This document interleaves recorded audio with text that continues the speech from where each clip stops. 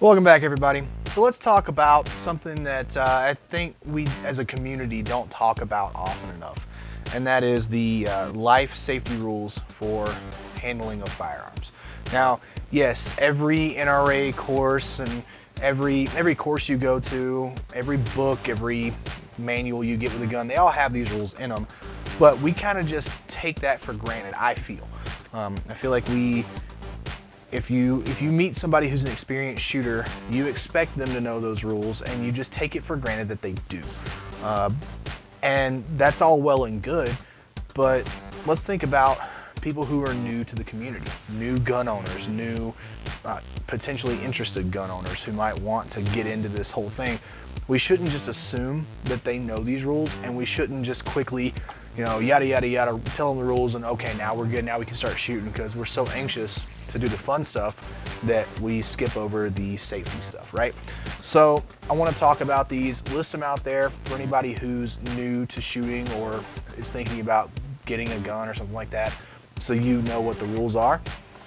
And I also want to give you 2 extra rules that I've added to my personal list, and this isn't just my thing. I actually got this from a friend of mine who's an instructor, who got it, I believe, from a friend of his who's an instructor. So it's been vetted through several different instructors, and I think they're really good rules. They're rules that I personally live by out on the range. So we'll go through the 4 standard rules first. One, and there's no particular order. Don't ever let anybody tell you that you have to remember these in any particular order. That's bullcrap. They're all just as important as the other ones, okay? 1, know your target and what's beyond it. That one's really important because bullets travel, right?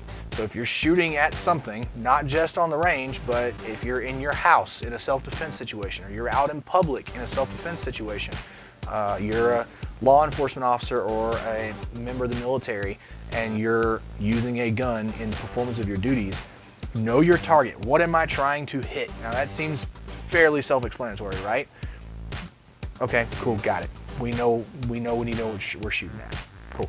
But know what's beyond your target. And I don't just mean like, is there, a house there, or is there something that I can see? No. What's behind the field of trees that's right behind where your target is? If you've got a really good berm backstop, okay, cool. Still know what's behind that, because guess what? You can miss a berm. It's possible. Especially people decide to get crazy and just start shooting, and one thing leads to another. Gun climbs with recoil because they're inexperienced. They can't manage the recoil yet. You start sailing rounds over that berm. Well, now it's going to be really important to know what's behind your target. So that's number 1 for the purposes of us having this discussion. Again, doesn't matter what order they're in. The next one is keep your finger off and offline of the trigger until you're ready to fire. Now, that doesn't necessarily, and this gun is hot, by the way, guys, so we'll just keep that in mind. That doesn't mean just keep your finger off the trigger, but keep it here. You have to keep it offline of the trigger. Now that's for a couple different reasons. 1, now anybody around you can look through that trigger guard and see your finger is not on the trigger. So it's a safety thing, especially at the range. But it's also in a more dynamic situation. Let's say you're doing some training where you're changing positions, you're moving from cover to cover, doing draw practice, anything like that, or you're in a real world situation, you're having to move from cover to cover, you're bounding, you're turning and talking to people, communicating, trying to get people out of danger, whatever. Keeping your finger offline of the trigger will make sure that if you trip and fall, or you run into something, or whatever happens, that your finger doesn't go from here to the trigger to actually pull it. That will help mitigate that from happening, and just keeps everybody and everything safer. All right. Number 3, always treat every gun as if it's loaded. Now, that's, a lot of people say this rule as every gun's always loaded. No, it's not. I don't want my gun to be loaded all the time, because if it's loaded all the time, it's loaded while I'm cleaning it. It's loaded while I'm doing dry fire practice. That's kind of dumb. Treat every gun as if it is loaded, meaning follow the safety rules, right? Don't just go, oh, well, it's not loaded. I'm gonna start pulling the trigger and being stupid. If I'm gonna do dry fire practice here in my house, which is perfectly safe to do, I'm going to unload it. I'm gonna check and make sure that it's unloaded, but I'm still gonna treat it like it's loaded. I'm not gonna point it at my dog and pull the trigger. I'm not gonna point it towards the room my wife is in and pull the trigger. I'm not even gonna point it towards that room and not pull the trigger. I'm gonna find a very safe direction. I'm in my basement right now, so underground, so there's a bunch of dirt right there on the other side of that wall. And I'll check again just to make sure, because I'm a little paranoid. There we go. And now I can do dry fire practice with my unloaded gun and still treat it as if it's loaded. Sorry guys, I figured out why my camera likes to stop periodically. It's because at the higher resolution format, whatever thing I'm recording in, I don't know all the lingo, it can only record 10 minutes at a time before my phone will actually stop the recording. It's part of the programming. Something to do with heat, battery power, processing power, I don't know. But anyway, so now we're on to the fourth rule of standard firearm safety rules, which is never point your gun at anything you're not willing to kill or destroy. People will simplify this rule and say, don't point your gun at anybody. Well, typically, yeah, it's probably a good idea, but what if this person is threatening me or my family? What if this person, it's a Red Dawn scenario and troops are jumping out of planes, landing, whatever. Not super realistic, but let's just play around, all right? Imagination land, guys. I probably want to point my gun at some of those people, right? So words matter, and the way you say things is going to affect how your brain processes that information and then tells your body what to do. If I tell you don't point your gun at anybody, there is a chance, because your brain can do weird things under stress, all right? It sounds stupid, but I promise you, there is a chance that if you were in a self-defense situation then and you were inexperienced with the gun or whatever, but you needed to defend yourself, you might not point the gun at the person because you've had it drilled into you not to point your gun at a person.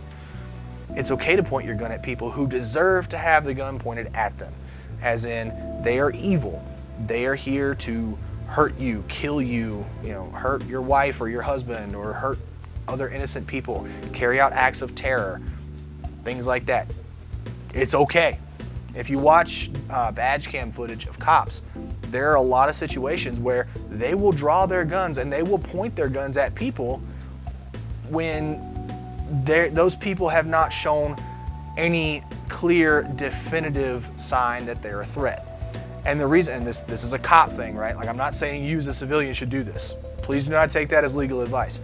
But they have been trained that if something seems off, this person puts their hands in their pockets as they're talking to them, they're seeming a little squirrely, a little fishy, they need to do what they need to do to keep themselves safe. And if that means getting their gun out and on target and ready in case this person tries to use deadly force on them, that's what they do, okay? Sometimes it turns out to be nothing. The guy was just standing there talking, didn't even realize he put his hands in his pockets, he did it out of habit, no gun, no knife, everything ends up being okay. And sometimes they were actually reaching for something to hurt the cop with, and the cop got the jump on them. And that's the way it hopefully should go every time. Anyway, those are the 4 basic rules that the NRA and everybody else will tell you. Now, the 2 that I got from my instructor friend that I've added to my list are, 1, know the condition of your gun at all times. That ties into treat every gun as if it's loaded, even though it's not always loaded. Know the condition, all right? If I'm out on the range training, I grab the thing and I go to engage a target and I get a click instead of a bang. It's gonna be kind of embarrassing, especially if I'm with my buddies, because you didn't know your gun was unloaded. But what if that happened in real life? I get up in the morning, I grab my gun, I put the magazine in it. If I were to keep it unloaded for whatever reason, I don't know. Put the magazine in, chamber around, put it in the holster, carry it, go on about my day. And then I get home, go to unload it for whatever reason, because maybe that's how I store my guns, I don't know. I like to store mine loaded, but different people are different. Either way, I go to unload it, and when I rack the slide back, no round comes out of the chamber because I didn't fully seat the magazine before I tried to chamber a round. That means that if I had needed my gun and I had to draw it that day and fire it, I would have gotten a click instead of a bang, and I would have had to waste precious seconds trying to figure out why my gun didn't go bang. Now, yes, you can train for situations like that. You get a click, tap, rack, bang, period. Just don't even think about it. You're not trying to diagnose anything. Tap, rack, and go. Yeah, cool. But that's still wasting valuable time where I could get shot, where somebody I care about can get hurt. So know the condition of your gun at all times. Is it loaded or not? It's okay to check. Now, that doesn't mean you're in the middle of, Superfoods or something. Superfoods is a grocery store in the South, by the way. You're in the middle of some grocery store or something. You're going to pull your gun out and like, oh, yep, it's loaded, I'm good. Like, be smart about it, guys. But take your time when you're loading and unloading your gun. When you're at the range doing training, make sure you're doing things safely. Know the status of your gun, because that is important and it can get you or others hurt or killed. The other non-standard rule is never try to catch a falling gun. The reason is, especially with modern guns, even if there's a round in the chamber, it is very, very, very, very, very, very unlikely. I'm not going to say impossible, because guns are mechanical devices and mechanical devices do fail. It is very unlikely that that gun is going to fire when it hits the ground, unless it's a SIG P320. But anyway, sorry, I got to poke fun at that gun because I hate it so much. Very unlikely to fire. They're very safe and very well made for the most part these days. However, if you drop the gun, and again, this one is cleared out, so we'll use it as an example. If I drop it and I go to catch it, well, guess what? Fingers can go in trigger guards and pull triggers. There's this thing called sympathetic squeeze, where under stress in a split-second decision, instead of your brain, unless you've trained your body very, very, very well for this very specific scenario, your brain is going to send out a signal to both hands to grab. Sympathetic squeeze. One of the weird things our brains do, right? Well, when that happens, you can not only go to grab the gun, but get that finger in the trigger guard, and in order to prevent it from dropping, squeeze a round off. That could be especially devastating if you end up catching it with it pointed towards you or towards somebody else. Or, best case scenario, you may end up having a hole in the wall and nobody got hurt. Still, probably not the best thing to happen, right? I actually have a story about this. So a buddy of mine who is an EMT and has done a lot of medical training, he's done a lot of firearms training. I've taken a class with him. Really good dude, nice, down to earth, just awesome guy.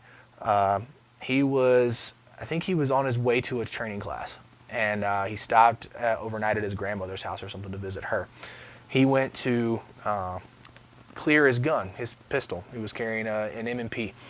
He went to go clear it, and he realized as he had done something, I don't remember, he had disengaged the takedown lever, and his slide was starting to come off. So in order to prevent his slide from sailing off the end of the gun, he grabbed at it because he didn't want it to go anywhere. Well, sympathetic squeeze got him, and he squeezed with both hands. His finger went down into the trigger guard, and he popped a round off out of the gun. It went through the side of his hand. I don't even think he got stitches, honestly. I mean, it wasn't a terrible wound or anything, but it clipped the meat of his hand going this way, not all the way through, and ended up hitting, it hit the floor and ricocheted up and embedded itself in her kitchen table or something. I don't remember. But he fired off a round in his grandmother's house and shot himself. Thankfully, he was okay. It didn't hurt too bad. It didn't swell like crazy. But he shot himself. And it could have been a lot worse, right? And that wasn't even just trying to catch the falling gun. That was trying to catch the part of the gun that was coming off the end of the slide. Or the end of the gun. The slide that was coming off. Sorry, guys. Words are hard. Anyway, it's kind of scary, right? So yeah, those are the 2 rules that I've added and why I've added them. That's all I really wanted to say, guys. I just want to get that information out there for some of you who may be newer to shooting, and just kind of a public service announcement, a little bit of education. I'm a big fan of educating and bringing new people into the fold, because I think that's what we need to do as a community to grow and to further improve our image and our standing with our neighbors, right? So thank you guys for watching. I hope you found the video useful and informative. If you guys have any questions, please post those down in the comments below. Thank you again for watching, guys. Y'all take it easy, roll tide, and I'll see you later.